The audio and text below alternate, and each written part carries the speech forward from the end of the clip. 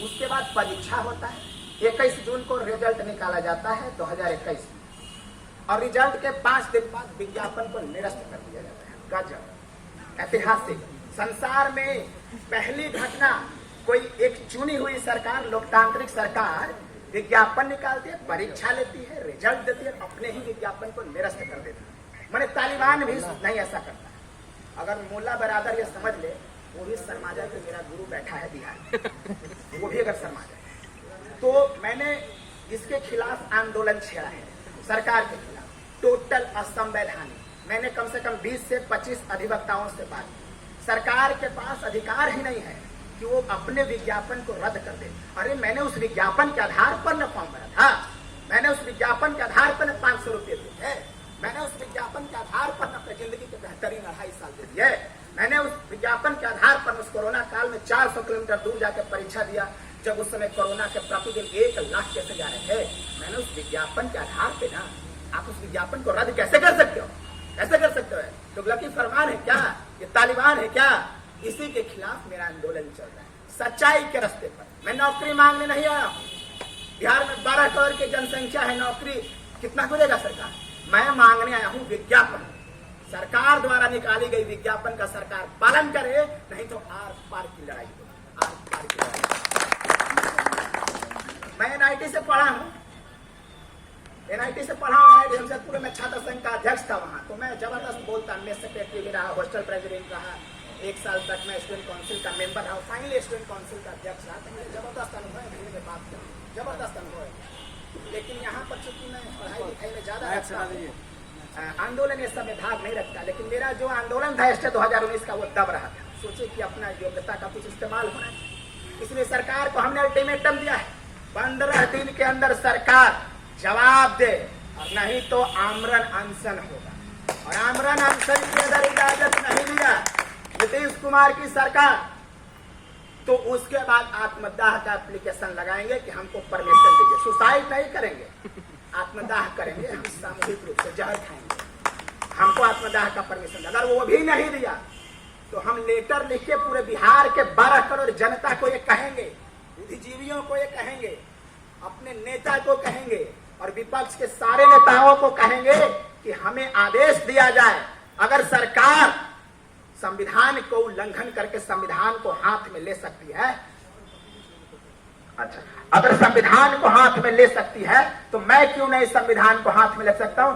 मैं भी कानून को हाथ में ले लूंगा, मैं भी बन जाऊंगा। अगर वो सॉन्डर्स बनने को तैयार है, मैं भी बनूंगा शहीद आजम। और फिर मत कहना बिहार के लोगों, मत कहिएगा भैया आप भी, और ना कहिएगा बिहार के सारे नेताओं प्रतिपक्ष के कि बिहार की तुम क्यों गलत रास्ते पे चल गए। हाँ नहीं, वो तो है। फिर मुझे ना कहिए कि अनिल तू गलत रास्ते पर क्यों चला गया, क्योंकि बताइए विज्ञापन को कौन रद्द कर सकता है? हम इनके मुंह पे कालिक पोत देंगे, कालिक पोत देंगे। जितने चिल्लाएंगे ना उतने ही बेइज्जत होंगे, हम जितने चिल्लाएंगे उतने ही बेइज्जत होंगे, इनको बेइज्जत करेंगे। नीतीश कुमार पीएम मटेरियल कहते हैं, हम तो कहते हैं ये प्यून मटेरियल भी नहीं है। अरे भाई विज्ञापन अगर दिल्ली में निकालेंगे, ऐसे सिखाओ विज्ञापन में से पलट जाएंगे, इनको तो खदेड़ देगा दिल्ली से। बताइए हरियाणा राजस्थान के आदमी खदेड़ नहीं देगा भैया। अगर नीतीश कुमार जी अगर मान लिया जाए विज्ञापन निकालेंगे और विज्ञापन को बदल देंगे, वहां से खदेड़ दिए जाएंगे। यही है पीएम मटेरियल, कहता है रोज रोज पीएम मटेरियल, पीएम मटेरियल। ये बात हुई अपना स्टेट का। तो हम लोग जबरदस्त संघर्ष कर रहे हैं। हम सभी यहाँ छात्र नेता, मेरे नेता आदरणीय माननीय श्री तेज प्रताप यादव भैया, इनको और आप सभी को मैं आमंत्रित करता हूं कि आप मेरे इस लड़ाई में अपना योगदान दें, अपना सहयोग दें। और मैं इस सरकार के खिलाफ ने जो मुहिम छेड़ा है, मैं आर पार की लड़ाई में सरकार को पराजित कर दूंगा, ये हमने निर्णय लिया है। और हमने ये भी कहा है कि नीतीश कुमार जी, पटना में एक साथ शहीद की स्मारक है, दूसरा साथ शहीद बनाने की तैयारी कर लो, और पहली मूर्ति मेरी हो। नहीं तो विज्ञापन का पालन करो, संविधान का पालन करो। हम सब, मेरा आज तक भैया तेज भैया, मेरा आज तक एक भी मुकदमा नहीं मेरे ऊपर आज तक एक भी मुकदमा नहीं है, पुलिस केस नहीं है, एक कंप्लेन नहीं है, रेप, मर्डर, बलात्कार, डकैती, हत्या, लूट, अपहरण कुछ नहीं है मेरे ऊपर। इसका मतलब कि पक्का शरीफ आदमी हूं मैं। मेरे जैसा शरीफ आदमी, लेकिन शहीद आजम बनूंगा। मैं अंगुली मार डाकू नहीं बनूंगा, लुटेरा नहीं बनूंगा, शहीद आजम बनूंगा मैं। कानून का, जब अंग्रेज वायसराय कानून को तोड़ते थे तो जो रोल शहीद आजम ने निभाया था वही रोल मैं आज निभाऊंगा। और सरकार, एक मंत्री है शिक्षा मंत्री, उनको पता नहीं पढ़े हुए है कि नहीं शिक्षा, पता नहीं उनको बिहार में कितनी तरह की शिक्षा नीति है और शिक्षा का क्या सिस्टम, उनको ये भी नहीं पता। कहते हैं कि मेरिट और नॉट मेरिट बराबर है और मेरिट और नॉट मेरिट अर्थहीन है। मेरिट कभी अर्थहीन नहीं हो सकता, मेरिट कभी अर्थहीन नहीं हो सकता। और कोई अपने कहे हुए वक्तव्य से पलट जाए, इससे बड़ा अर्थहीन बात कुछ नहीं हो सकता। तो ये मेरा था स्टेप का। दूसरा बात, आज मौका मिला है तो तेज प्रताप भैया से एक नम्र निवेदन करेंगे कि अगर मुझे इस छात्र संगठन में अगर मुझे कहीं मौका मिले सरकार के खिलाफ अपनी आवाज को बुलंद करने के लिए, तो मैं आपको वादा करता हूँ सरकार के खिलाफ मजबूती से आपके विचार की, आपके पिता श्री माननीय लालू प्रसाद यादव जी के विचार को मैं बहुत ही मजबूती से फैलाऊंगा, मजबूती से रखूंगा। जहां भी रखूंगा आपके मान और सम्मान के लिए अपने आप को समर्पित कर दूंगा। आपका सर हमेशा ऊंचा रहेगा।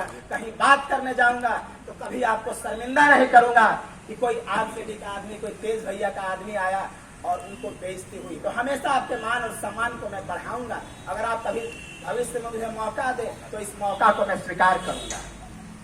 तो इन्हीं शब्दों के साथ मैं अपनी वाणी को विराम देता हूँ। और मेरा घर औरंगाबाद जिला में है, देवकुंड थाना में एक छोटा सा गांव है, small village in Aurangabad district, इसे कॉल्ड आंधी बिघा। आंधी बिघा मेरा गांव का नाम है, बहुत छोटा। मैंने बिहार के मोस्ट ट्राइबल एरिया, बिहार के बहुत ही सुदूरवर्ती क्षेत्र में बसा एक छोटा सा गांव है। क्योंकि मेरे पिताजी चुके हैं मास्टर, तो बचपन से मेरी परवरिश बहुत अच्छी हुई। मैं बचपन से प्राइवेट स्कूल में पढ़ता था, फिर मैं NIT चला गया, मैं साइंस कॉलेज में ही पढ़ा।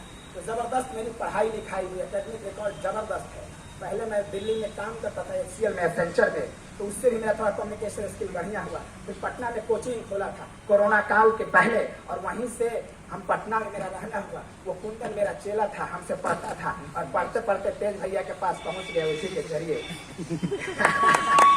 तो इन्हीं शब्दों के साथ मैं अपनी वाणी को विराम देता हूँ। तेज भैया हमेशा इस पर याद रखिएगा। नमस्कार।